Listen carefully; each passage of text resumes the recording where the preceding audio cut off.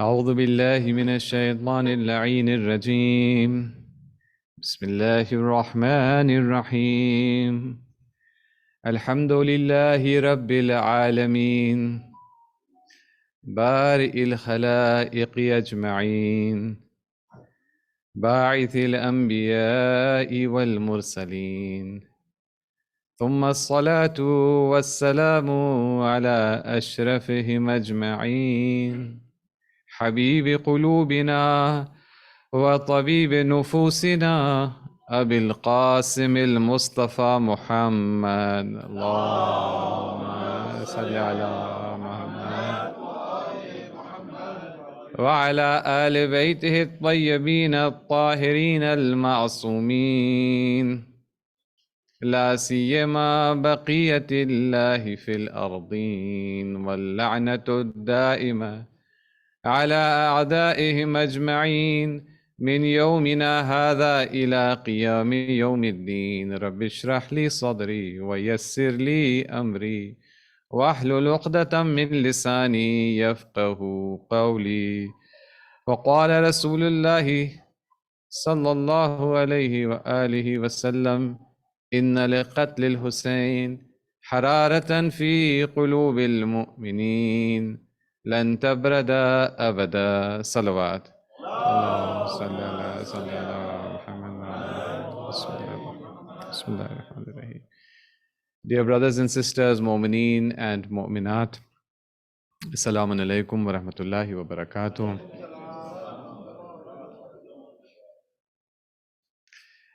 We are gathered here tonight while time is racing by, and we are more moving forward with time, approaching the climax of these 10 days of mourning, the day of Ashura. We've crossed the halfway mark and there are not many days to go. We've participated in a number of these gatherings, grieved over Hussein and his followers, tried to understand what they want from us, and tried to bring about some changes within ourselves so as to please Hussein and to be a part of his mission. Very soon these 10 days will be over and we will be faced with a reckoning. We will be faced with a reckoning. We will be faced with this question. We will ask ourselves this question, each one of us individually, and perhaps as a community as well. We will ask ourselves, have we purified ourselves sufficiently during these 10 days? Have we changed ourselves to a sufficient degree during these 10 days? Have we been able to connect ourselves to Hussein and his mission in these 10 days? It's a question that each one of us will be faced with. And I hope, inshallah, that each one of us will have a very good answer for it, inshallah. When we met last night, I narrated a hadith which pertains to a discussion and a conversation between our sixth Imam, Imam Ja'far as-Sadiq alayhi salatu wassalam. Allah salli ala Muhammad wa ali Muhammad. Between our sixth Imam and a special companion, a man who goes by the name of Fuzail. That's how his name has been recorded in the hadith. Fuzail is a Shia,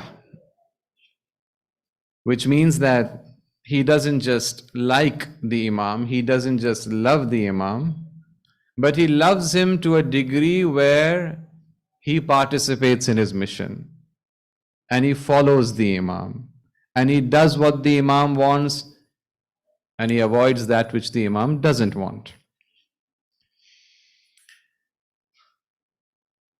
It's a conversation between an Imam and his Shia. By the way, since we are talking about the sixth Imam, as an aside, let me just paint or present a picture of the times that our sixth Imam lived in. The sixth Imam, his Imamat is one of the longest. We have two Imams whose Imamat is in particular more lengthy than that of the other Imams. One is the fourth Imam and one is the sixth Imam. These are two Imams whose period of Imamat, of course, our present Imam, his is the longest, but his is a special and different case. Among the other Imams, the two Imams with the longest duration of Imamat, 34 to 35 years of Imamat, are the fourth Imam and the sixth Imam. The other distinguishing feature of the sixth Imam's Imamat is that we have a fair amount of information about his Imamat. A large corpus of ahadith are attributed to the sixth Imam, in contrast to the fourth Imam, whose Imamat was a time of extreme difficulty and suppression and oppression. And therefore, the ahadith that we have from him, or the historical record that has come about the fourth Imam's Imamat, is relatively smaller. Not much has survived. But when it comes to the sixth Imam, the position is different. The sixth Imam was oppressed, but the degree of oppression was not perhaps as severe as the time of the fourth Imam. Another distinguishing feature of the sixth Imam's Imamat is that this is a time when our Imam interacts extensively with those who are not Shia. And we have an extensive record of his interactions with the non-Shia, setting a model for us. You've heard that during the time of the sixth Imam, there were thousands and thousands of his students who used to gather in Medina. This is true. He really did have thousands of people who claimed to be his students. But let's not for even a minute imagine that this means that they were Shia, or all of them, or even most of them were Shia. No, this was not the case. Most of them liked him, loved him, looked up to him, respected him. But their view of him was not the Shia view of wilaya and authority, the view that says we must obey everything that he wants, everything that he says, his every command. No, that was limited to a small number of people among those thousands of students and followers that gathered around him. It was a time, his Imamat was a time of tumultuous upheavals. It was during his Imamat that the Bani Umayyah regime declined, till it was finally overthrown by a popular revolution that was led by the Bani al-Abbas. The Bani al-Abbas worked hard among the people, pointed out the injustices of the Bani Umayyah, promised the masses that if you join us in this revolution, we will return rule and authority to its rightful owners, the family of the Ahl Bayt. This was an important reason why many people joined the Bani al-Abbas in their rebellion and their revolution. But once the revolution was successful, once their rebellion was successful, because it lacked sincerity, there was decline. There was a fall.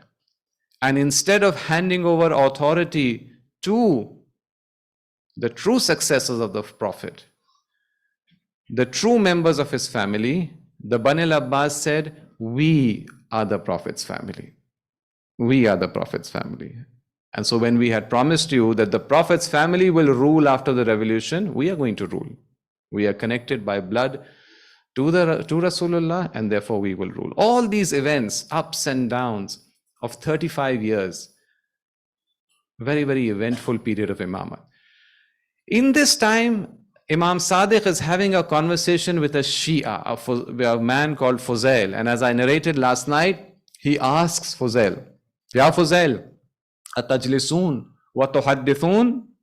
Do you sit down together? Do you Shia gather together? Wa tuhaddithun? Do you narrate our ahadith and speak about our word and our ahadith with each other? And Fuzail says, Naam ju'iltu fidak. May I be sacrificed for you? Yes, my master, certainly we do so.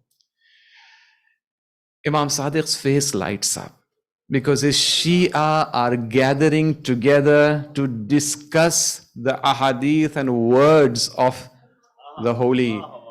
these holy personalities and the Imams. His face lights up and he says, Inni uhibbu tilkal majalis.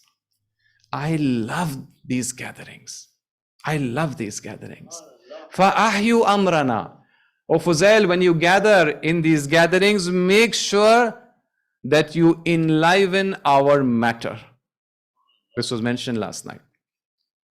We have another hadith as well. Once again from the 6th Imam, where he is addressing his Shia. These are those special hadiths directed specially at his Shia.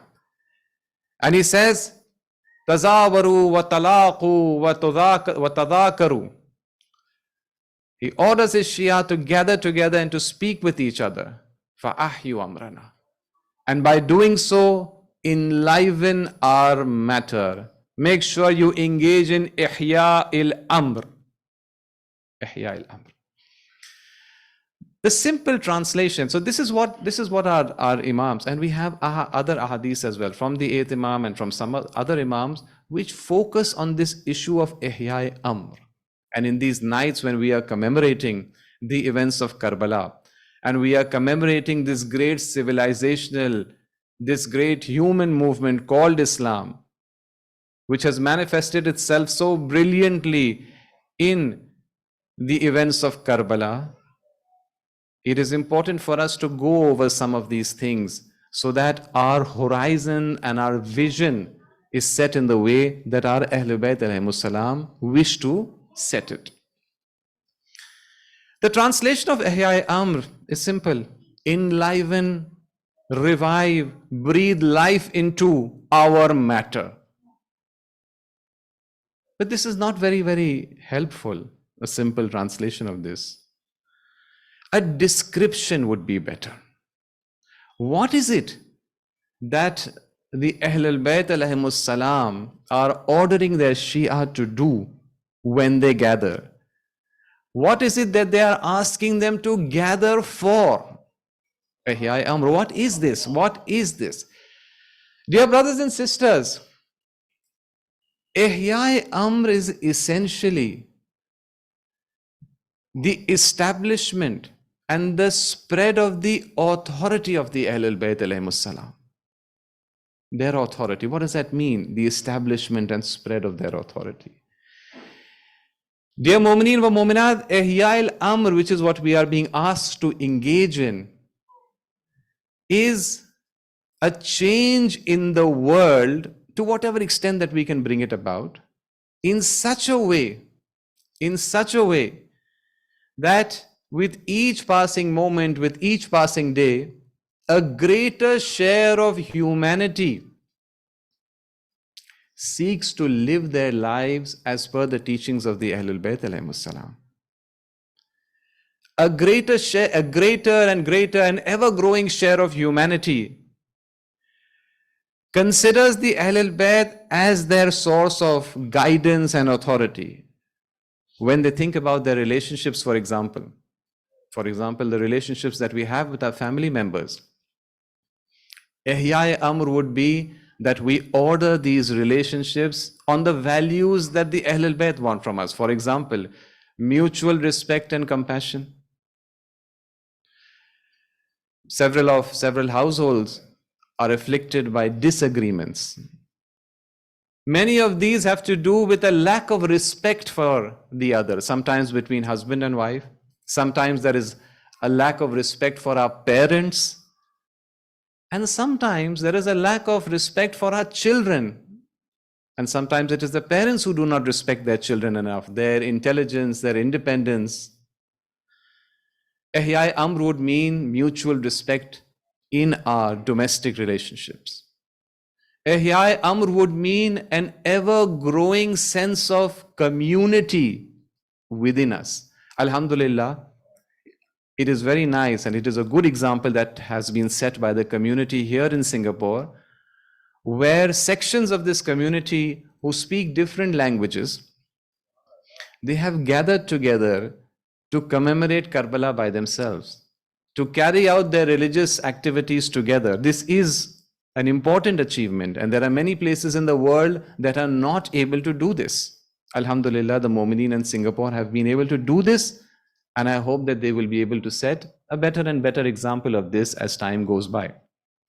This would be Ihya Amr, an example of Ihya Amr at the community level. At work, at business, it's about being more honest, it's about being more hardworking. Our relationships with other communities, a relationship of brotherhood and unity, invitation towards good things, disapproving of bad things in society.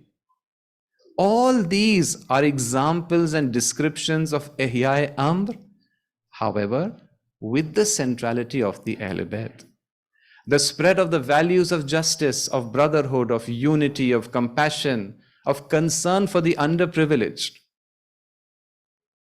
We have people, for example, who appear to be going, we hear, I'm not so familiar with the situation here, but in other places, I've seen people going for the third or fourth holiday overseas in a year when their own relatives are needy, when their own neighbors are in need of financial help.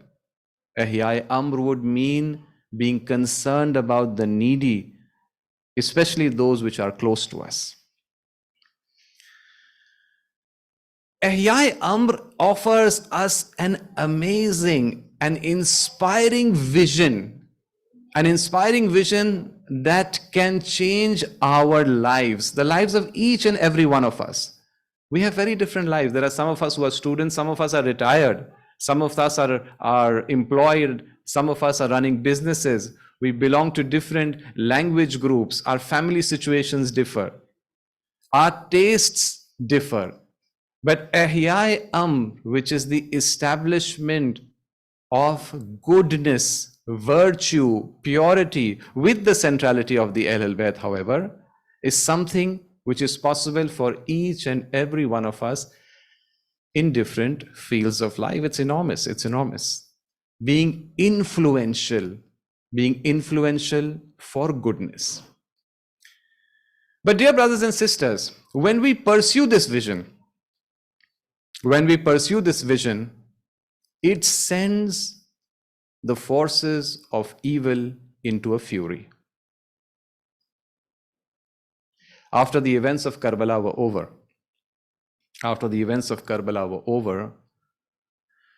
and the ladies and the children were dragged through Iraq and then through northern Syria and down to the court in Damascus, the narrations paint a very, very heart-rending but yet very instructive picture. When this caravan arrived in Damascus, it is said that they were kept waiting at the gates of the city for 3 days. And why is that? Was there any shortage of accommodation for them? No. It was because Yazid wanted to dress up his court.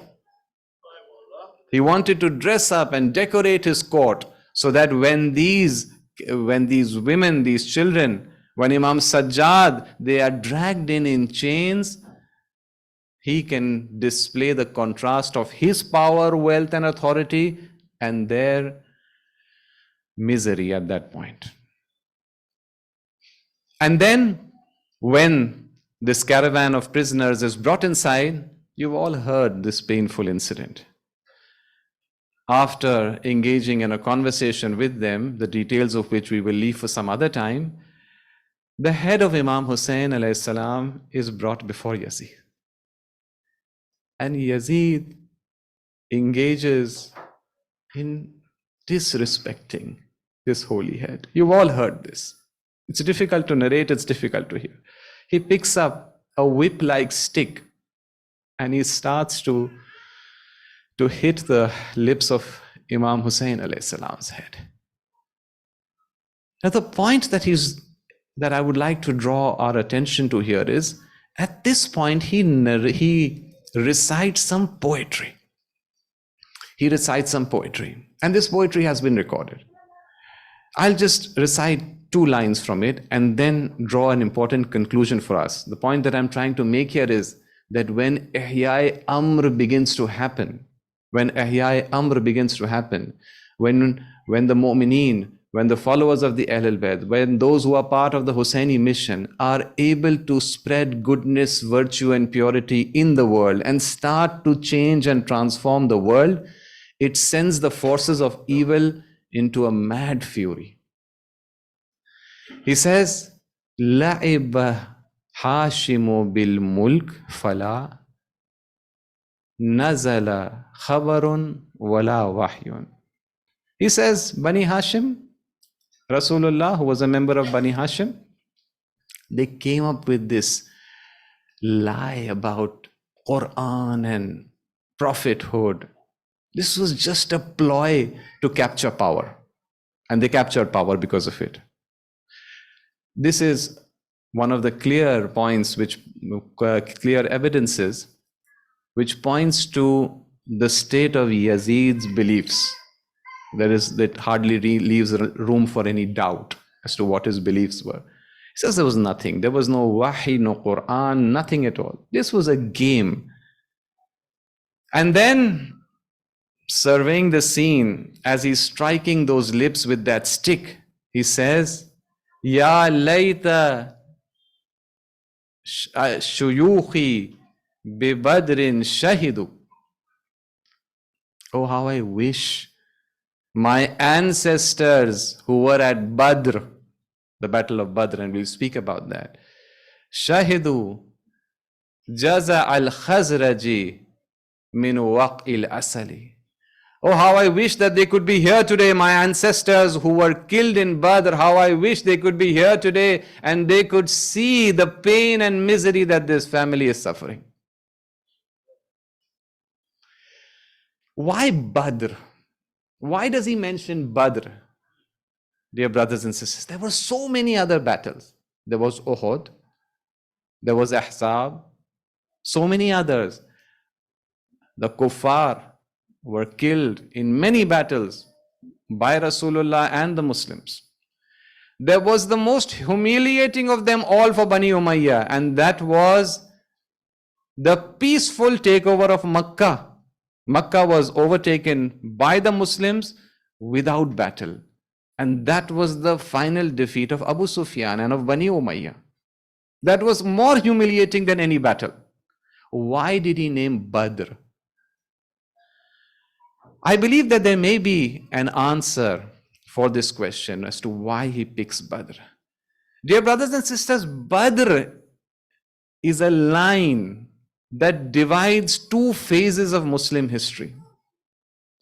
Before Badr, Muslims are forever under oppression. Muslims are forever Mazloom. For most of the time before Badr, they were in Makkah. They were being hounded. They were being chased. They could not express their beliefs. Many of them were forced to migrate first to Africa. A large number went to Africa very early on. And then they were forced to migrate to Medina. And you know how the migration took place? Secretly, so that people don't notice, the kuffar don't notice. You know how that happened. And with great difficulty, they managed to move to Medina and establish some semblance of authority and power there. But it is Badr which is the first battle between Islam and its enemies. And it is in Badr that the Muslims, despite being only 1/3 in number compared to the enemy, despite, you will be very surprised to know this, among 313 soldiers, less than 100 had swords. It is said there were only 14 horses among 313. They were that poorly equipped for this battle. But in this battle, they defeated their enemy. And they were able to kill a number of them and capture a large number of them, including some of their major commanders like Abu Jahl. Badr marks the point where virtue, goodness in its highest form, humanity in its highest form, that which we know as Islam, moves out of the shadow of Mazlumia and oppression and begins to make a notable positive change.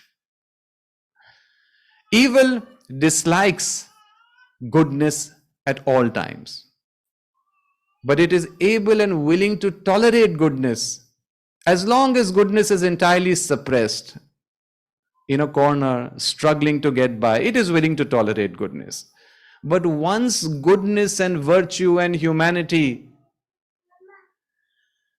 in its highest forms in particular, which is Islam, manages to make an impact, displays some semblance of power and authority, it is at that time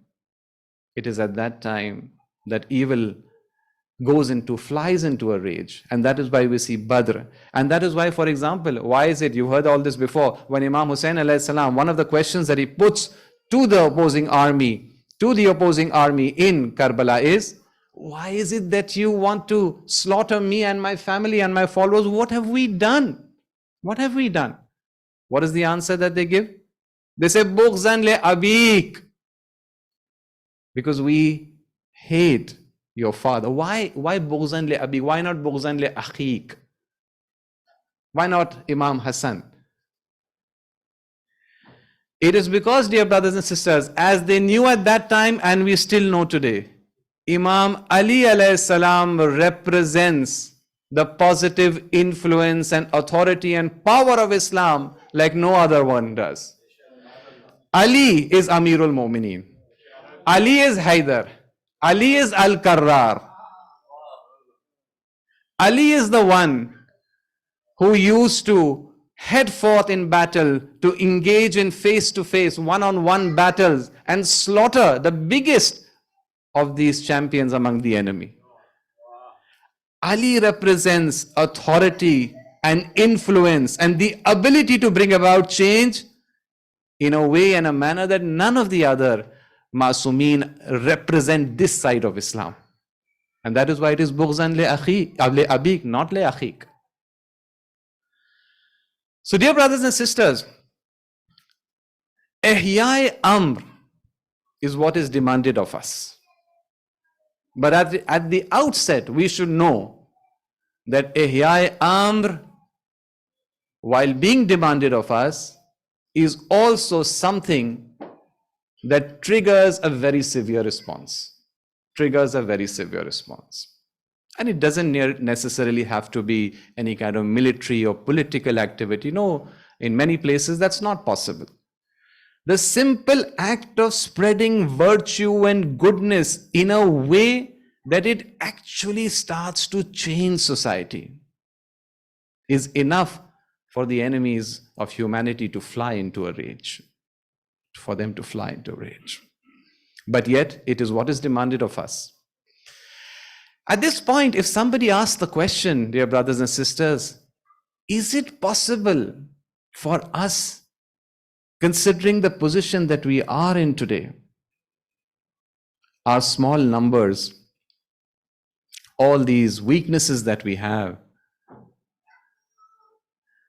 our lack of knowledge, our lack of power, influence, the disagreements that we sometimes have in our homes, in our communities, our seeming weakness to attract other people towards ourselves. Considering the present situation, can we possibly engage in that which the Masumeen have demanded from us? Ihya Amr.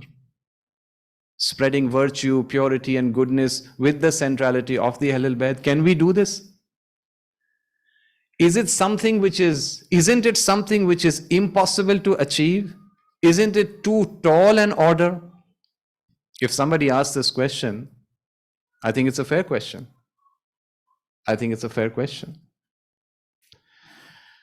Well, this fair question can be answered in a couple of ways. And before we get to that, please support me with a salawat on Muhammad wa ali Muhammad. Allahumma salli ala.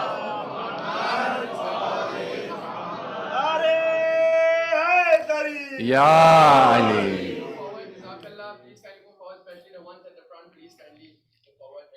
Please recite salawat as you're moving forward.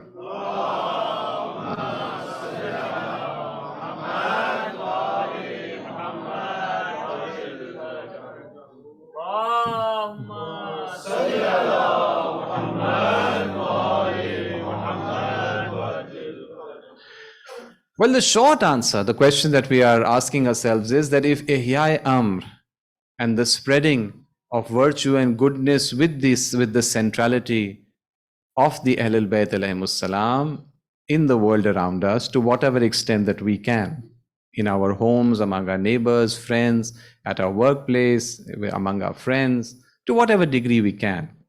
If that is what is expected of us on the one hand, and on the other hand, we know that if we start getting successful in this, and if we cross a certain point and really start making the world a better place, we will have to face a severe reaction from the forces of evil. Then is it possible considering our weaknesses? Well, there is a short answer to this, which is simply that obviously the Ahlul Bayt will not demand something from us which we cannot achieve. This is not something that a wise person does. Not even a father demands something from his son when he knows his son can't do it. So that's a short answer, that if it has been asked of us, then it must be possible. But let me give a slightly more elaborate answer to make this point clearer. Dear brothers and sisters, when two sides engage in a conflict, it very often happens that the two of them don't have the same strengths. Let me give you an example. For example, let's assume that in the olden days, there were two armies that were fighting each other. Very often it used to happen that one of the armies, its strength lay in its archers, those who would use bows and arrows to fight.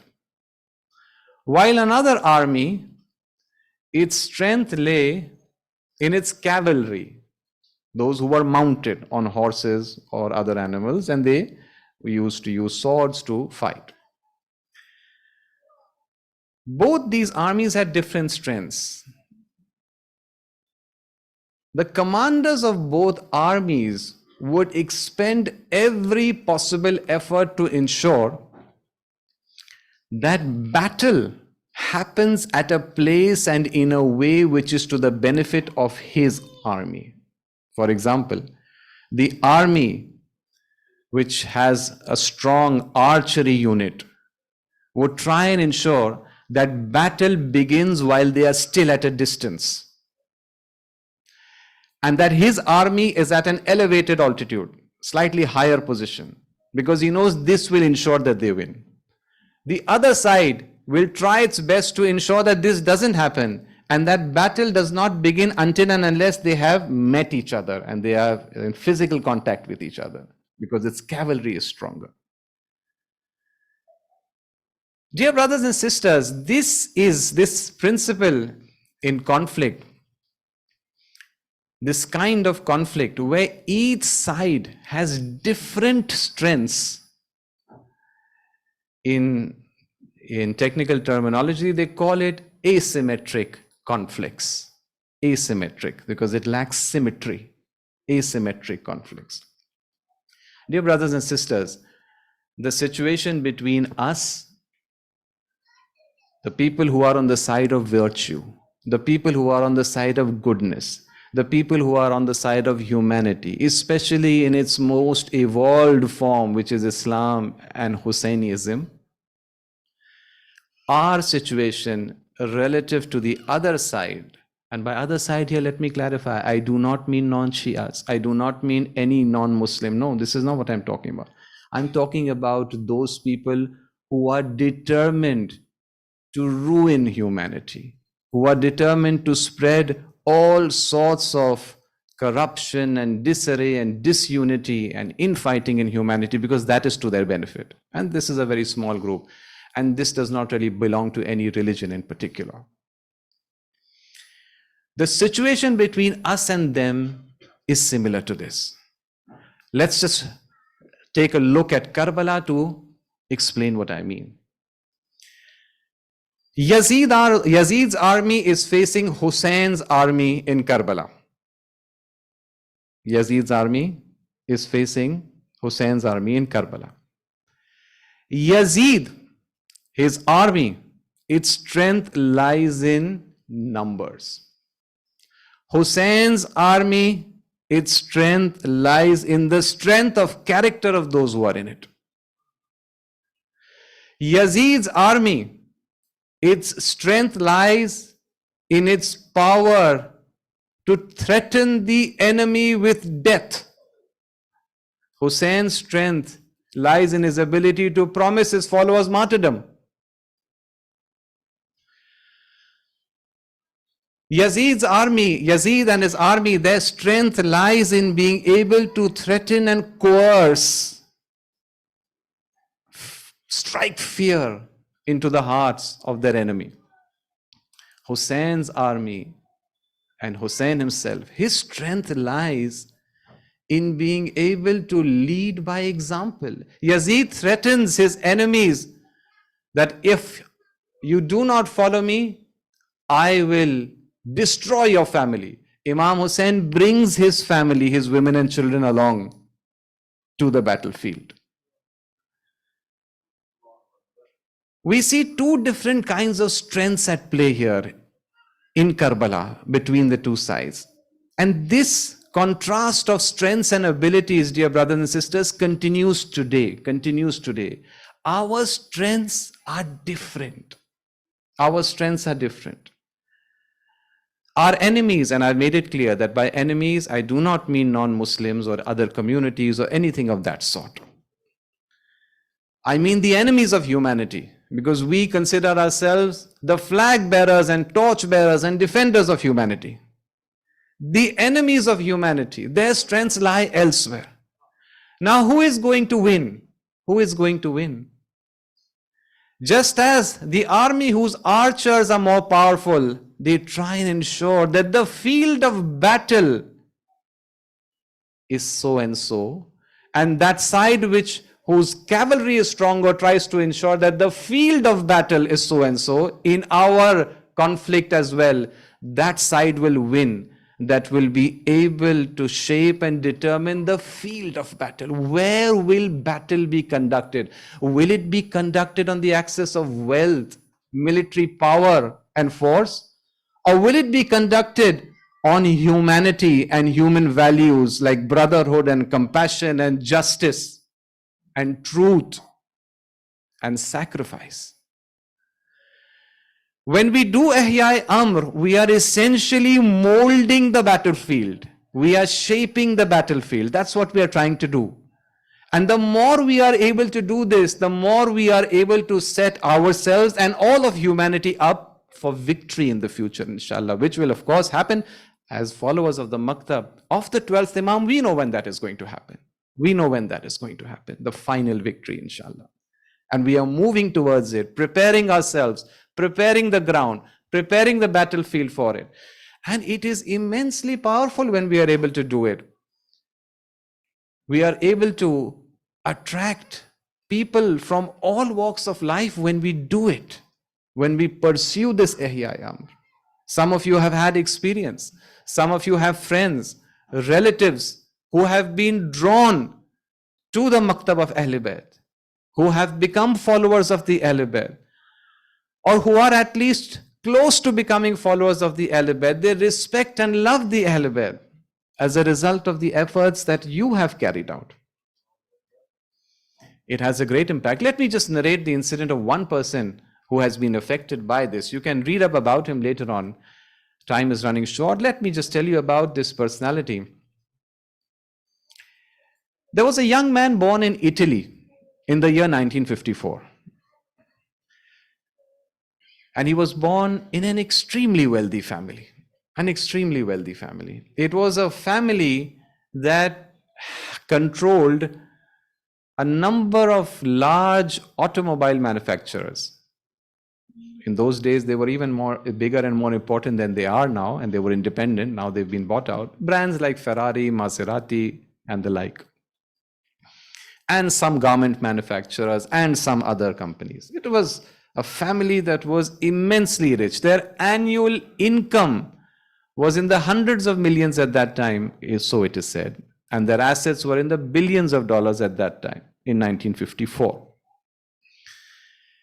There is a son born to this family, and they name him Eduardo, an Italian name.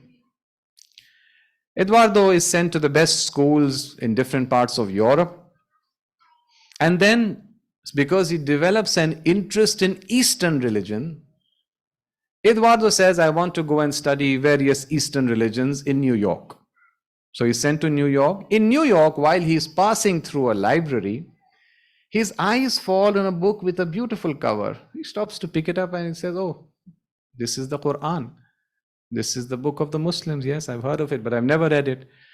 While standing in the library, he flips through a few pages. He likes what he reads, he borrows that book, and within no time, he is Muslim.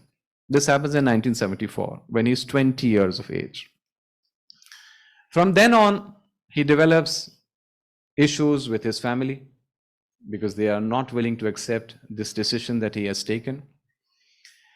But he tries his best to keep his relationship alive, while of course continuing to follow Islam, till such time as when a few years later, towards the end of the 70s and the early 80s, he becomes acquainted with Karbala. When that happens, Eduardo is completely transformed.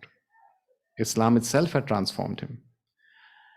But being associated with the maktab of Hussein transforms him entirely. And this, considering the wealth and the position that was at his disposal, he had already been made the members of the board of this and major shareholder in that by his father. It had already happened by that time. He starts to use his wealth to serve Islam and to serve the Husseini mission. And that's when he encounters a very severe reaction. His own family and others, they start this effort to declare him insane. They start this effort to declare him mentally ill and insane so that they can deny him access to his wealth and later on to his inheritance. And there is a big struggle, but this multi-billionaire is faced with a time when he is left wondering when his next meal will come from. This is the situation that he is driven to. But Eduardo doesn't step back. Eduardo continues. He continues to write. He starts producing a documentary on Karbala, which was never completed apparently. And he continues propagating and influencing young people in Italy and in other parts of Europe, inviting them towards virtue and goodness. Till finally, in the year 2000, it is suddenly announced that a young man called Edoardo Anelli, his body has been found by the side of the freeway. And despite the fact that Italian law requires that any suspicious death should include an autopsy, this body is buried without an autopsy. This body is buried, and we can all guess why that happens. Eduardo, dear brothers and sisters, is able to see the light that exists in this maktab, is able to dedicate his life for it, is able to sacrifice a lot for it, including eventually his life. And this enormous, visionary, inspirational power of our maktab should give us confidence and must give us confidence that the issue and the task of Ihya Amr is not something which is beyond our reach. Since we are remembering the sacrifice of young people today, it is a tradition to recall the sacrifice of Qasim bin Hassan on a night such as this. And today we will recount the sacrifice and the martyrdom of Hazrat Qasim. But before we do that, there's a question that I often wonder about, and I'll pose it to you as well. Hazrat Qasim was not the only young person that was martyred in Karbala. Yet we commemorate his death his martyrdom and his death in a very passionate way. Perhaps the reason could be that because he was the son of Imam Hassan. But the interesting thing is that there were at least 2, if not 3 other sons of Imam Hassan who were also martyred in Karbala. But most of us are not aware of their names, let alone the circumstances of their martyrdom. Perhaps the reason why Hazrat Qasim's martyrdom is so fervently commemorated and remembered by us, dear brothers and sisters, is that the nature of his martyrdom is such that the details of his martyrdom are such that so heartrending, so painful, that people such as me who have to narrate it don't have to engage in any exertion to bring the majlis to grief. Even if we were to simply narrate that which is recorded in the Maqatil, it is enough for everyone to start crying. Hazrat Qasim was about 11, 13, 15, there are differences in this, in the range of 11 to 15 years of age on the day of his martyrdom. He was a child, a very, very young man, a teenager at best at this time.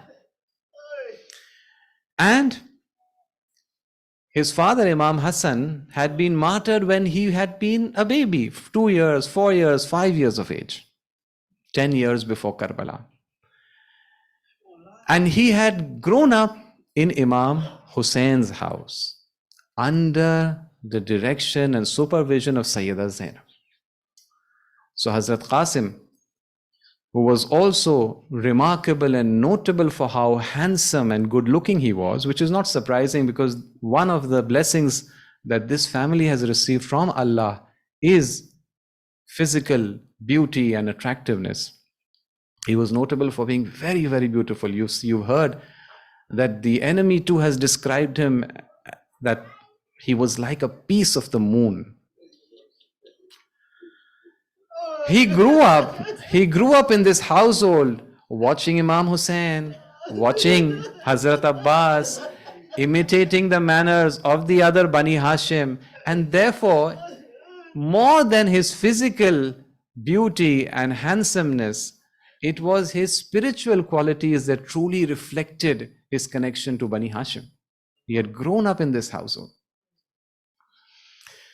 On the night preceding Ashura, Laylatu Ashura, we have a narration that Imam Hussein alayhi salam gathered his companions, gathered the Bani Hashim, especially the companions, and after a conversation with them, showed each and every one of them their position and station in the afterlife, the position that awaits them after martyrdom.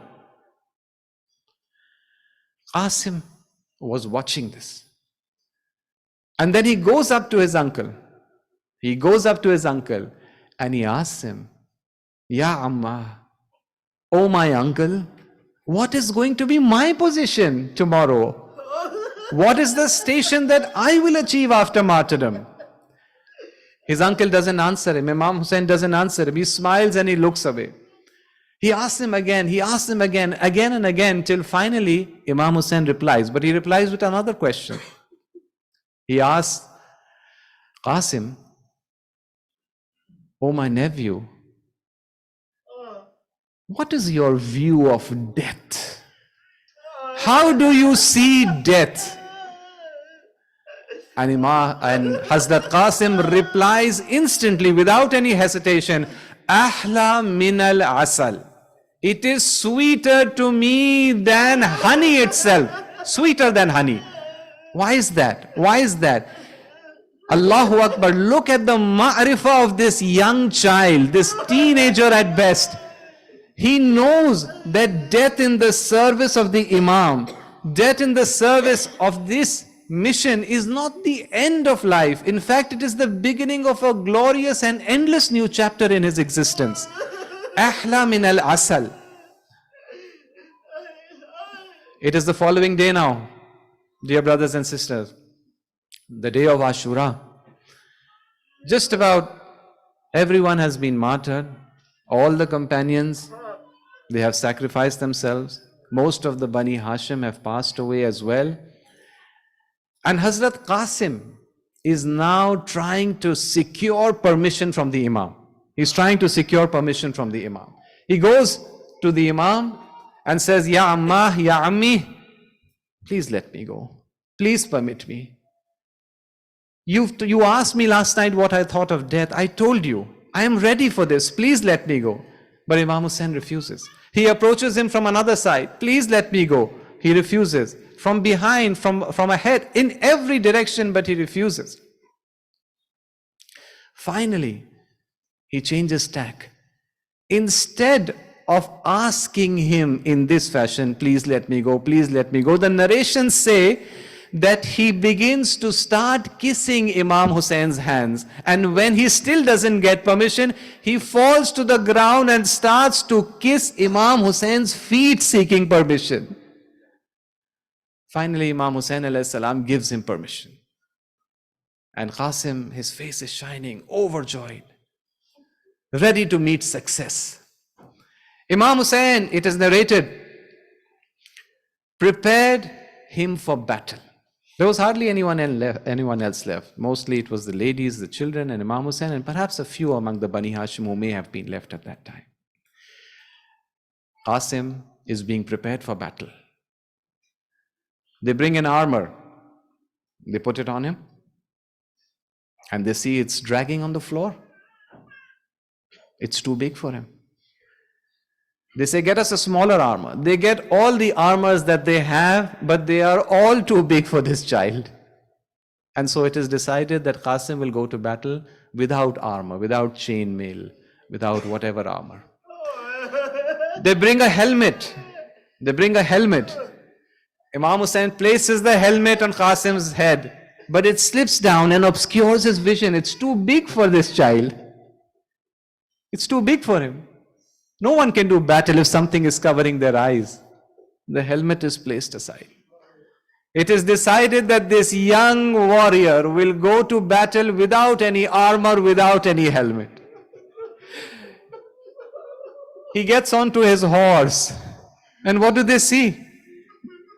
This child's feet cannot reach the stirrups of the horse where the foot is placed. They cannot reach. So the stirrup, a knot is tied in on each side so that the stirrups can be shortened and he can place his feet upon them. And this is how Qasim bin Hassan heads out to battle. When he heads out to battle, dear brothers and sisters, the enemy is waiting and watching. They see that a child is coming to fight them. A child without armor, without a helmet. One of the soldiers from the enemy's army has narrated, and it has been recorded. He says that I could see every detail. I could see every detail of his face. He was beautiful. This term that he was a piece of the moon is actually from this narration. He was like a piece of the moon. And I could see every detail, including the fact that his left shoelace was broken. This young warrior without helmet, without armor, with a broken shoelace, a piece of the moon, heading out for battle. With an army of wolves and hyenas waiting for him. The army may have thought it's just a child. It's just a child. We can deal with him. We can dispatch him in no time. But then perhaps they remembered the battle of On Muhammad a few minutes ago. And then Qasim begins battle. He begins battle and he shows them, proves to them that he is the grandson of Ali ibn Abi Talib. One of the first victories that he has is that one of the most famous warriors of the enemy camp sends his son. He sends his son to fight, and he thought, kill and martyr Qasim. But Hazrat Qasim dispatches him. He sends one son after the other and he kills all of them. And there is a shiver of fear down the spine of the enemy. Battle continues, but finally, dear brothers and sisters, the inevitable happens. Perhaps there was a moment of neglect, a moment of inattentiveness, or perhaps someone struck from behind. But the narration says that a mace was struck upon the head of Hazrat Qasim. Brothers and sisters, do you know what a mace is? A mace is a weapon that is made to crush. It is a weighty piece of metal which is designed to shatter bones. And this was brought down upon the head of Hazrat Qasim. As he is falling down, he calls out to Imam Hussain, brothers and sisters, you've heard this. Whenever the companions used to fall down, they used to call out to Imam Hussain. But what would they say? They would say, Ya Imam, please accept our last salam.